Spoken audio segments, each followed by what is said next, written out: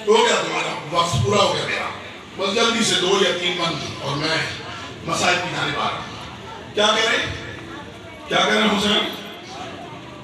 تب مزہ ہے کہ بابا بھی آ کے کہیں واہ میرے لال عباس، واہ میرے لال عباس، کیا بات ہے، واہ میرے لال عباس، کیا بات ہے۔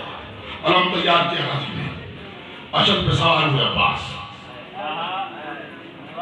اکبر، قاسم، عمر، محمد سارے آگئے، ساتھ نہیں، لازمی کا نہیں، ساتھ نہیں، میں ہوں اور یہ ہے، اکیلے تو نہیں جانے دیں گے، آؤ ساتھ آؤ، ان کی حدود سے پہلے رک جاؤ۔ میں نہیں چاہتا تاریخ کے کسی کونے میں کوئی برے سے برا آدمی یہ لکھے عباس بات چیت کرنے بنی ہاشم کے لشکر کے ساتھ آیا تھا۔ پہنچیے میری بات، بنی ہاشم کے چھرمٹ میں نکلا ایک مرتبہ غازی، خیمے سے نکل کر حدود اشکیہ تک آنے تک جتنا منظر دیکھنے والوں نے دیکھا نا، بڑے بڑے کے دلیروں کے کلیجے بیٹھ گئے زمین پر۔ سوچو سی عباس، اکبر، قاسم اور محمد سارے اکھٹے ہو کے جو چلے آئے، روک دیا غازی نے حدود پر۔ تاریخ ہے کہ میں نے علی کے بیٹے نے گھوڑے کو وہاں لے جا کے رکھا کہ 9 لاکھ کے لشکر میں عمر سعد کے گھوڑے کے کانوں سے عباس کے گھوڑے کے کان ٹکرا گئے۔ دیکھو مرضی ہے تمہاری، میں نے کہا تھا توجہ رکھنی ہے، موضوع بڑا حساس ہے۔ کون ہے ہمارے ساتھ؟ امیر لشکر، امیر لشکر ہے نا، امیر لشکر آگے کھڑا ہوتا ہے نہیں، لشکر کے درمیان میں ہوتا ہے، قلب لشکر میں کھڑا ہوتا ہے، یعنی کم سے کم 4 لاکھ کو چیرا ہے عباس نے، 4 لاکھ کوفی شامی درندے عباس کے اشل کے پیروں کی حرکت دیکھ کر اپنی جگہ سے پیچھے ہٹ گئے۔ لگام کو کھینچا غازی نے، کان کو اشل کے گھوڑے کے کان عمر صاحب کے گھوڑے کے کانوں سے ٹکرا گئے۔ ایک مرتبہ غازی نے سر اٹھا کے دیکھا، عباس کا سر اٹھا، 9 لاکھ کی گردنیں نیچے جھک گئی۔ تاریخ کہہ رہی ہے 9 لاکھ کے مجمع میں اکیلا علی کا بیٹا مسکرا رہا تھا، 9 لاکھ گھبرا رہے تھے، غازی مسکرا رہا تھا۔ 9 لاکھ گھبرا رہے تھے، عباس کسے کہتے ہیں عباس بتاؤں؟ اپنی جانب سے نہیں، جیسے خطبہ ہے میں صرف تشریح کر رہا ہوں الفاظ کی۔ 9 لاکھ کے لشکر میں اکیلا ہو، نہتا ہو، 9 لاکھ بھی کون ہوئے جو طے کر کے آئے کہ مار کے جائیں گے، ان کے درمیان غازی نے جو پہلی بات کی ہے نا، سلام نہیں کیا عباس نے، جیسے گفتگو شروع ہوتی ہے نا، سلام دعا حال اور نہیں، پہلی بات کی عباس نے، گھوڑا روک کے ہمارے ساتھ کو مخاطب کر کے، بے حیا بدچلن، بے حیا بدچلن، لعنت سب شامیوں، یہ ہجوم بغاوت یہاں کس لیے؟ تم ہو حیوان سیرت گرو در گرو، منہ اٹھائے چلے ہو وہاں کس لیے؟ ذی شرف ذی نسب خاندان کے لیے، یہ ہے ظلمت بھرا کارواں کس لیے؟ کیوں یہ لشکر بنا؟ تم بھلا ہو بھی کہاں؟ جاہلوں آ گئے ہو کہاں کس لیے؟ غازی فرماتے سرکشی کرنے والے غلاموں سنو، وہ ولی اپنے اللہ کا بھی اور ہے جس کی چوکٹ میں موسیٰ غلامی کرے، کیا تم نہیں جانتے ہو کہ وہ کون ہے؟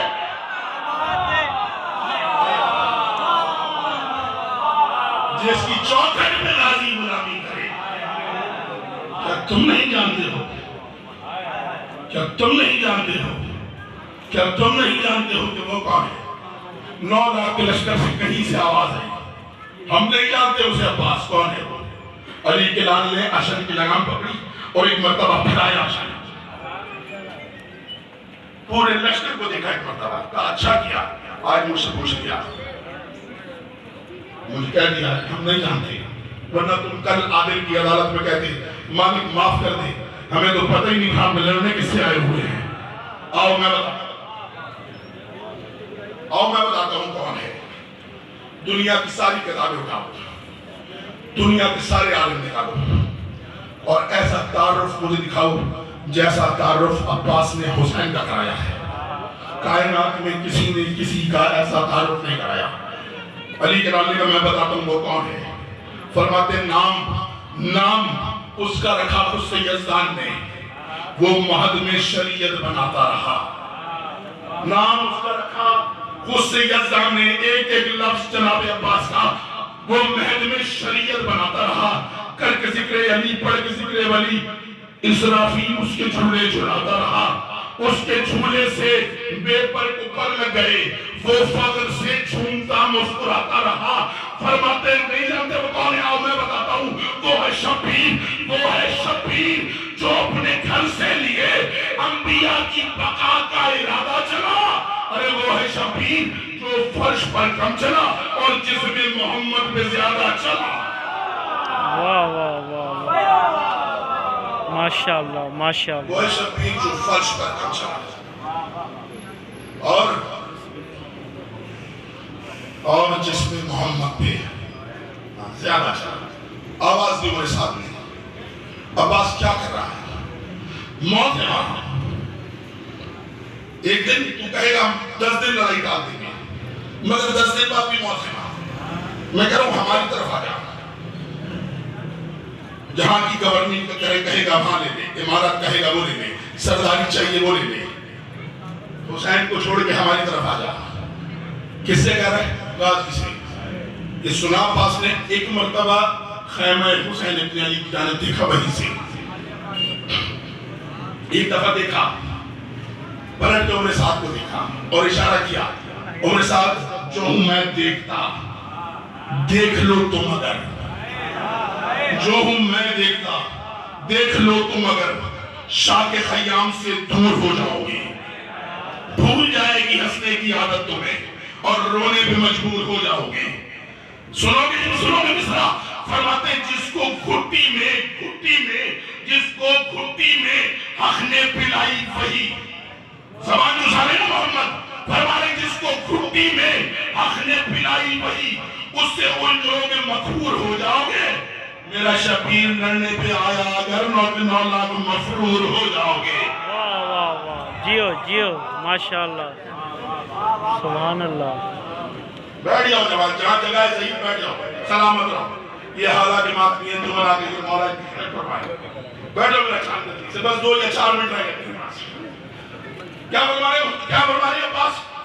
جو ہوں میں دیکھتا, نتیجہ لایا نہ ہو میری بات کا. دیکھ لو تم اگر شاہ کے خیام سے دور ہو جاؤ گے. جلدی آؤ میرا جوان, جلدی آؤ. سلوات ایک بلند آواز سے پڑھو میرے بھائی صاحب.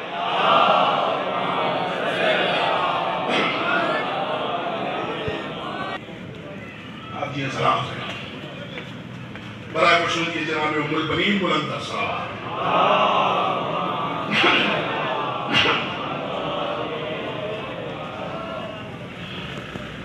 بیٹھ جاؤ, جہاں جگہ ہے وہیں بیٹھ جاؤ.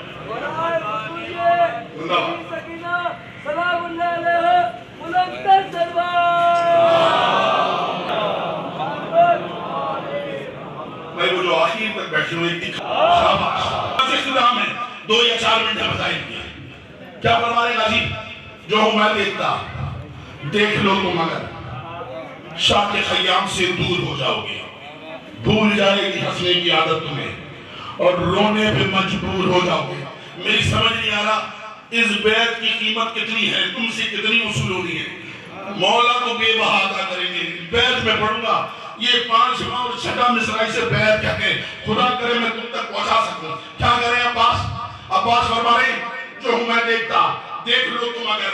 شاہ کے خیام سے دور ہو جاؤ گے, بھول جائے گی ہنسنے کی عادت تمہیں اور رونے پہ مجبور ہو جاؤ گے. جس کو گھٹی میں حق نے پلائی وہی, اس سے الجھو گے مغرور ہو جاؤ گے.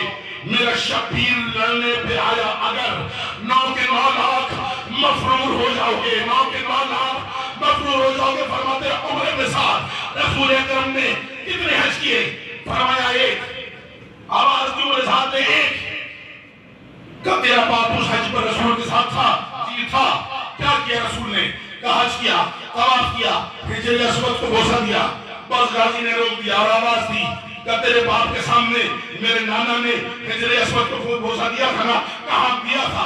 کہ جاہل و سمجھ نہیں آتی, جس جس کو چوما محمد نے بس ایک دفعہ اس کی جانب کو گردن جھکاتے ہو تم، جس پہ سرور کے بوسوں کی بارش ہوئی جاہلوں اس سے لڑنے کو جاتے ہو۔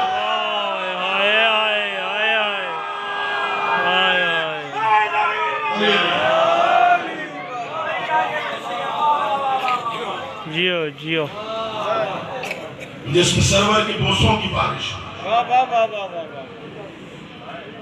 جاہلوں جاہلوں اس سے لڑنے کو جاتے ہو۔ آخری بند پڑھو، ختم کر لو مجلس کو، زندگی رہی سارا خطبہ پھر کبھی سے۔ جاہلوں اس سے لڑنے کو جاتے ہو۔ یہ کہنا تھا عباس کا، 9 لاکھ میں سے کہیں سے آواز آئی، عمر صاحب اسے کہے واپس چلا جائے ورنہ مارا جائے گا۔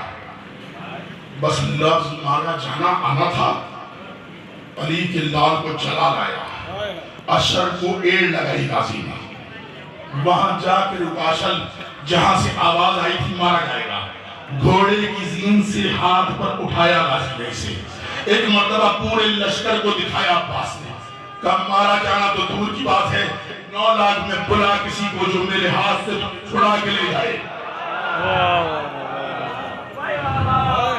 واہ جیو، بلا کسی کو جو میرے ہاتھ سے تجھے چھڑا کے لے جائے، زمین پر پٹکا اس کو، کہا کیا سمجھتے ہو میں نہتا ہوں تم مجھے مار لو گے؟